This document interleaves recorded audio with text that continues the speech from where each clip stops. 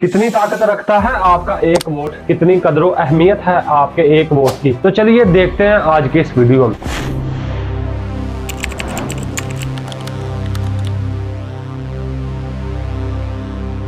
अस्सलाम वालेकुम, मेरा नाम है काशिफ फारूक और आप देख रहे हैं मेरा सोशल मीडिया चैनल। ये वही वोट है जिसके जरिए आप खुशहाली भी ला सकते हो और तबाही का सबब भी बन सकते हो।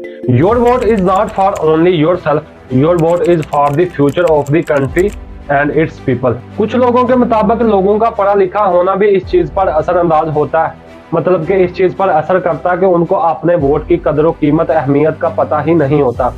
लेकिन अगर फिर भी आपकी बात मान ली जाए तो कितनी मानी जाए, क्योंकि गूगल के मुताबिक पाकिस्तान में तकरीबन 58% यानी कि 58% लोग पढ़े लिखे हैं, यानी कि हर 100 में से 58 लोग पढ़े लिखे हैं। ये वो लोग हैं जो लिखना भी जानते हैं और पढ़ना भी जानते हैं। दूसरी जो सबसे बड़ी मेन वजह हमारे सामने आती है वो ये है कि हमारे मुल्क का वोटर टर्न आउट बहुत कम है।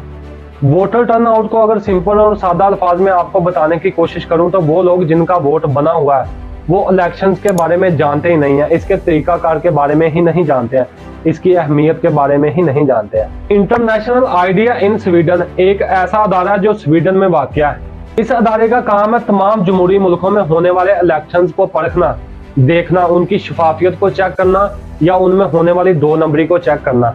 ये तमाम तर मामला को देखकर किसी भी मुल्क को उस हिसाब से रैंकिंग देता है और उनको नंबरिंग देता है। पाकिस्तान में होने वाले इलेक्शंस की बेस पर ये तमाम मुल्कों की एक लिस्ट बनाता है।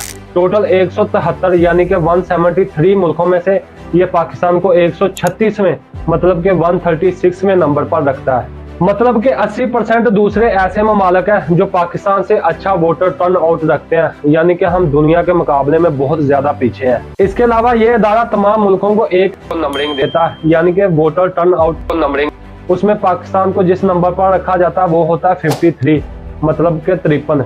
इंडिया में इस रैंकिंग का नंबर है 70 और बांग्लादेश जो हमसे ही अलग हुआ है उसका वोटर टर्न आउट रैंकिंग में नंबर आता है 80 मतलब कि 80%। याद रहे साउथ एशिया में सिर्फ अफगानिस्तान से टर्न आउट अच्छा है पाकिस्तान का, जो हमारे मुल्क के लिए काफी शर्मिंदगी का बायस भी है और लम्हा फिक्रिया भी है। तीसरा मसला जो सबसे ज्यादा हमारे मुल्क में पेश आता है वो ये है कि लोग वोटिंग वाले दिन अपने घर से वोट डालने के लिए निकलते ही नहीं है। वो इस सिस्टम से इस कदर मायूस और दिल बर्दाश्ता हो चुके हैं कि वो अपना वोट कास्ट ही नहीं करना चाहते। वो इस कदर मायूस हो चुके हैं कि उनके मुताबिक जो भी मुल्क में नया सरबरा आएगा, नया लीडर आएगा, वो करप्ट ही होगा और अवाम के लिए कोई भी नहीं सोचेगा। अगर पाकिस्तान में वोट कास्ट करने की शरह को देखा जाए तो ये इंतहाई मायूस कुन है।